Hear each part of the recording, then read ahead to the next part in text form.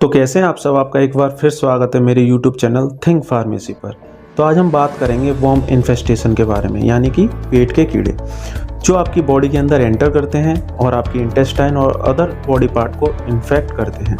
ये मेनली आपकी इंटेस्टाइन में पहुंचते हैं, वहाँ पर अपनी जनसंख्या बढ़ाते हैं, यानी कि आपकी इंटेस्टाइन से ही ये न्यूट्रिएंट लेते हैं, क्योंकि ये पैरासाइट है। पैरासाइट को ग्रोथ करने के लिए न्यूट्रिएंट की ज़रूरत पड़ती है ना। तो जो इसके मेन कारण है जिसकी वजह से ये होता है, यानी कॉजेटिव एजेंट है, वो हैं pin worms, web worms, tape worms, hook worms and liver flukes. ये आपकी बॉडी के अंदर एंटर करते हैं और ये अपनी जनसंख्या बढ़ाते हैं। तो इनके जो डिफरेंट साइज और शेप हैं वो आप देख सकते हैं।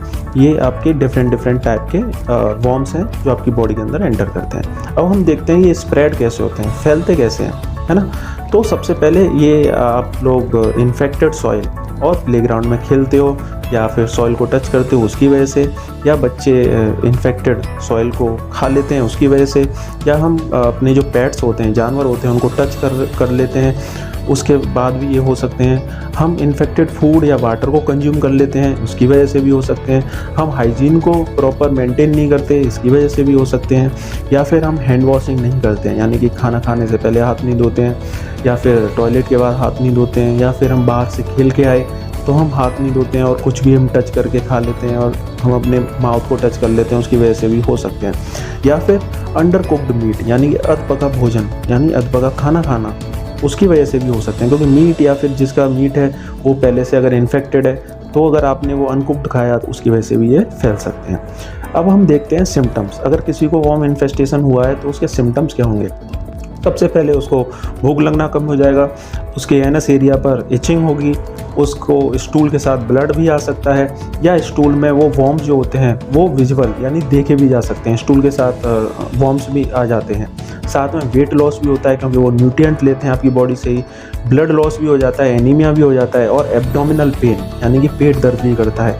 ये मुख्य कारण है आपके वर्म इन्फेस्टेशन का। साथ में डायरिया भी हो सकता है, उसको नोजिया यानी कि उल्टी जैसा महसूस होता है। नींद भी बहुत कम आती है, वो हमेशा थका थका महसूस करता है, और बच्चे जो होते हैं वो बेड पर टॉयलेट भी कर लेते हैं। तो ये इनके मुख्य कारण हैं या मेन सिम्टम्स हैं। अगर ये आपको दिख रहे हैं तो हो सकता है आपको वर्म इन्फेस्टेशन या वर्म इन्फेक्शन हुआ हो। अब हम देखते हैं कि प्रिकॉशन, यानी कि हम बच कैसे सकते हैं, क्या करें जिससे हम वर्म से बच सकते हैं। तो सबसे पहले हमें गुड टॉयलेट हाइजीन, हमारा टॉयलेट साफ़ रखना है। टॉयलेट करने के बाद हाथ धोने हैं, है ना। वॉश हैंड बिफोर मील्स, खाना खाने से पहले हाथ धोने हैं। साथ में अपने जो नेल्स होते हैं उनको छोटा रखना है, नेल खाने नहीं है, और हमें पूरा प्रॉपर पका हुआ खाना खाना है। साथ में हमें साफ़ पानी पीना है, रोज़ नहाना है। साथ में अपने जो क्लोथ होते हैं वो डेली धोने हैं, और आपका बेड शीट भी डेली धोना है, और आसपास सफाई रखनी है। तो ये प्रिकॉशंस हैं जिससे बचा जा सकता है वर्म इन्फेस्टेशन से। साथ में हम बात करते हैं ट्रीटमेंट के बारे में, यानी कि अगर किसी को ये इन्फेक्शन हो चुका है तो हम क्या कर सकते हैं। तो सबसे पहले जो डॉक्टर होता है वो डिवॉर्मिंग या फिर एंटी वर्म ड्रग को देता है, जिसमें सबसे जो इम्पोर्टेंट होती है वो है एल्बेंडाजोल या मेबेंडाजोल, है ना। इनको बिना डॉक्टर की सलाह नहीं लेना चाहिए, डॉक्टर प्रिस्क्राइब करे तभी आपको लेना है। और साथ में पायरेंटल पेमोएट, ये OTC मेडिकेशन है, ये आप खा सकते हैं। मेडिसिन के साथ साथ अगर आप प्रॉपर हाइजीन का ध्यान रखेंगे तो आपकी जो रिकवरी होगी वो बहुत फास्ट होगी। तो थैंक यू सो मच, आप इस वीडियो में एंड तक बने रहे। तो इस वीडियो को लाइक करें, शेयर करें और मेरे चैनल को सब्सक्राइब करें।